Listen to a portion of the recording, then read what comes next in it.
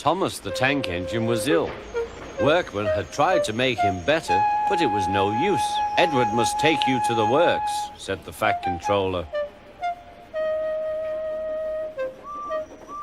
Thomas felt very miserable. Then the Fat Controller spoke to Duck. I want you to help Percy and Toby while Thomas is away. Duck was delighted. He already knew Percy and soon made friends with Toby and Bertie. Terence the tractor gave him a big welcome too. Take care of Thomas's coaches, he advised. He's sure to miss them while he's away. Duck was very gentle with the coaches. Annie and Clarabel were impressed.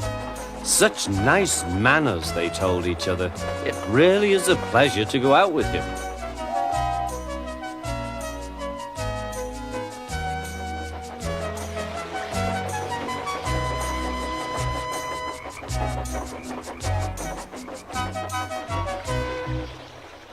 When Thomas came back, Annie and Clarabel told him how well Duck had managed. Thomas was so pleased to be home that he soon forgot to be jealous.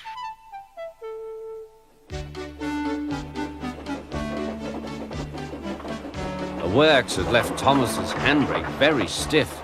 It made his brakes seem as if they were hard on, when in fact they were not.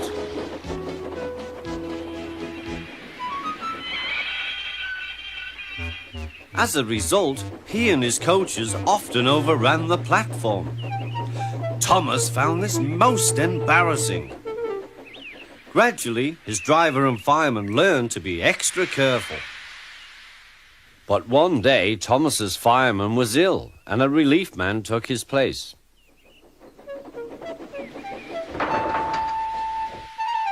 The fireman had fastened the coupling and joined the driver and station master on the platform to wait for Henry's passengers. The fireman had forgotten all about Thomas's handbrake. Thomas simmered happily. Not long now, he thought, as he saw Henry slowly approaching. But Thomas's brakes were not hard on, and suddenly he felt his wheels begin to move. He tried to stop, but he couldn't without his driver and fireman. He tried to whistle a warning, but he couldn't do that either. The guard, driver, fireman, and passengers were all stranded on the platform. Stop! Stop! Shrieked Annie and Clarabel. But Thomas, with plenty of steam, kept on going. The alarm went out down the line. Stop the runaway! There, ready for action, was Harold the helicopter.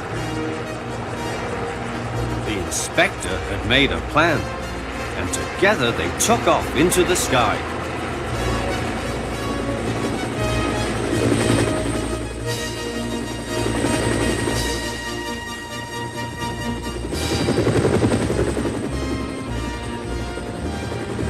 At last, Thomas was tiring. I need to stop, he panted wearily. As they neared the next station, Thomas saw Harold land.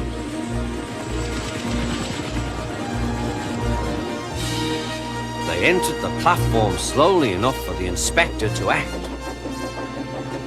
Judging his moment, the inspector scrambled into the cab and screwed the brake hard on. At last, Thomas stopped. Both he and the inspector were very relieved. Then they thanked Harold. Think nothing of it. Well, Harold, glad to be of service any time. Phew, remarked the inspector. We must never let this happen again, Thomas. Wearily, Thomas agreed with him.